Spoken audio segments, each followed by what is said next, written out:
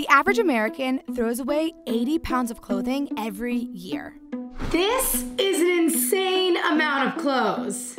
That's not good, because once our clothes go to landfill, they break down and release methane gas, a greenhouse gas that's about 30 times more potent than CO2 at trapping heat. So what should we do with our old clothes? I go to a thrift shop, meet a clothing recycler, and talk to a fast fashion rep to find out. I'm Lucy Biggers, and this is One Small Step. In my mission to figure out what to do with my old clothes, I've decided to clean out my closet. Time for me to figure out what I should get rid of and what I should keep. Since 1990, Americans have gone from buying, on average, about 40 garments per year to, in 2016, over 65. I'm bringing these old clothes to a thrift store because that way I know whatever they buy is more likely to be reused.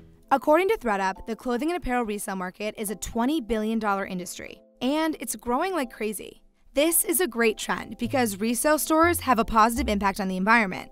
One study of 22 clothing thrift stores in Sweden showed selling used clothes saved 1,500 tons of CO2 emissions over the course of a year. We could power a home for 115 years with the amount of CO2 they saved. If you don't have access to a thrift store, you can resell your clothes online at sites like eBay, Poshmark, and ThredUp. Today, I'm at Beacon's Closet, a thrift shop in Brooklyn. They carry everything from vintage to the latest styles, all of it purchased secondhand.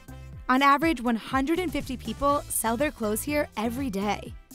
This is Leah Gianpietro. She's been working at Beacon's for 10 years.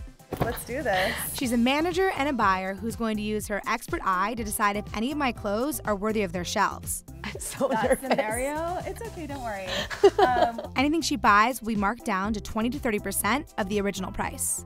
Before we get into my clothes, I'm curious to know, what do you look for when you're buying clothes? What we look for, first and foremost, is the style, whatever is currently on trend, the condition of the items, as well as how stocked we are in different categories. But I would say, yeah, style first and foremost. Okay. Yeah. Well, hopefully I'm stylish. And what about fast fashion? I know we have so much of that now. Is that something that you guys are challenged by? We can't often take too much of it in just because it's so readily available out there at low prices. We can't price them even less than what they retailed at to begin with.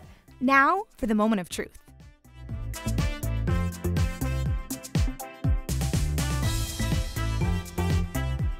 In the end, Leah bought 13 of my items and rejected 33. We did it! Yes. Yay! I made some money. Let's calculate how much I made. So our retail value that we have here is $265.35. That's what we're gonna sell everything for in the store. So 35% of that is your cash option. So $92.87.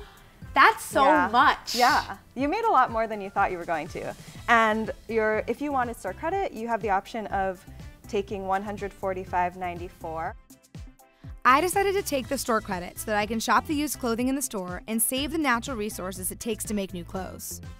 The next step is really to figure out what to do with the clothes that weren't good enough for them to buy. Where do I donate these guys?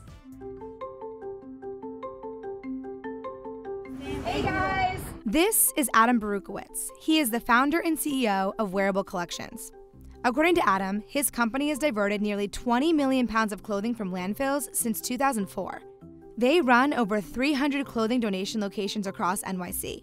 Today, we're meeting at his warehouse in Greenpoint, where the floor is literally covered with bags of clothing. People feel very comfortable bringing their bags of clothing to my door and say, since you're a clothing recycler. In 2015, Americans recycled almost 2.5 million tons of textile waste.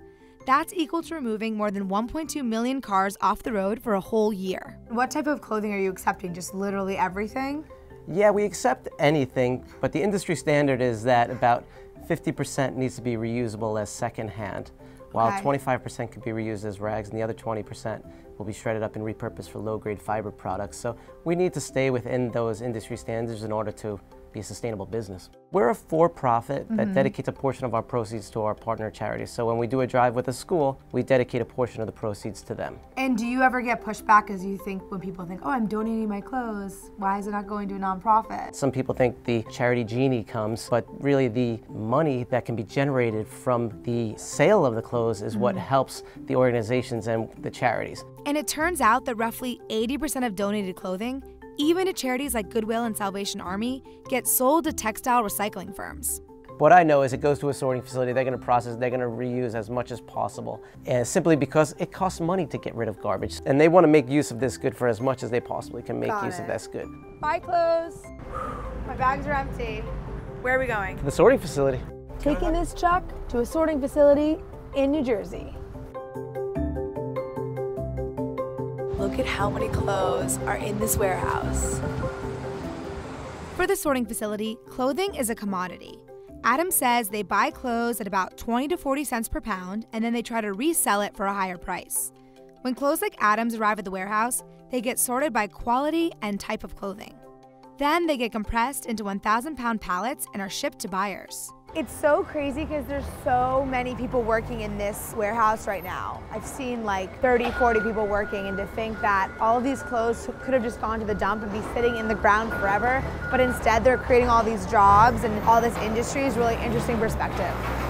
There's a whole nother room down here. Is this seriously Polo? Look, it says Polo.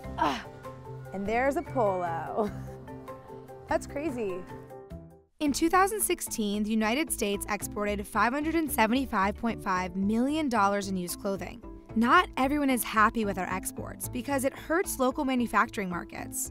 In recent years, 6 African countries issued a joint proposal to ban all imports of used clothing by 2019 in order to boost local textile and clothing industries. The sheer scale of the clothes at this one sorting facility is pretty shocking. It's obvious we are consuming a lot of clothes in the US, and one of the reasons for this mass consumption is fast fashion. These are cheap brands with short seasons like popular retailers H&M, Forever 21, and Zara. They create tens of thousands of affordable styles per year, which is why they're so easy to shop. I decided to reach out to H&M rep Patrick Shaner to see what they're doing to address our waste problem. H&M started our garment collecting program worldwide in 2013. And so basically how it works is we have these beautiful boxes, our garment collecting boxes, and these are in every H&M store around the world, which is 71 countries right now. It can be any brand of clothing, it can be bed sheets, it can be one sock that you lost in the laundry. We just say bring it all. By 2030, everything that you buy in H&M will be made from more sustainably sourced materials. In 2017, H&M says it collected 2.5 million pounds of used clothing in the US. But that's just a drop in the bucket compared to the astronomical amount of new clothes they produce each year. This is really great, but is this enough to offset just how much you guys create? Sure, yeah, I mean, definitely an issue, but that's why along with this at the consumer level, I'm kind of teaching people to be in a more circular mindset when they're thinking of their clothes. Those are really where we're going. Making this video has made me realize donating and recycling our old clothes is very complicated. Seeing that huge warehouse of our used clothing and understanding that foreign countries don't even want our clothing made me aware that we're over-consuming and it's having real consequences. Right now, only 14% of our clothes get recycled, and even though recycling isn't perfect, it's still better than sending your clothes to the dump. So here's what you can do. Keep your old clothing in your community.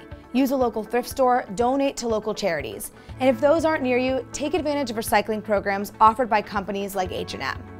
Or try this hack. Visit givebackbox.com/Amazon. All you do is you take an old box, fill it with used clothing, print out a prepaid shipping label from their website, bring it to your post office, and voila, your donations will be shipped for free.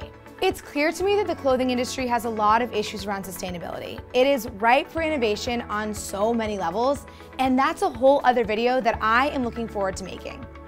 Thank you so much for watching this episode of One Small Step. I hope it was as enlightening for you as it was for me. If you liked it, please share it, and we'll see you next time. Bye. So I went back to Beacon's closet and I got all of these clothes with my credit. 3 dresses, 3 shirts, and a pair of pants.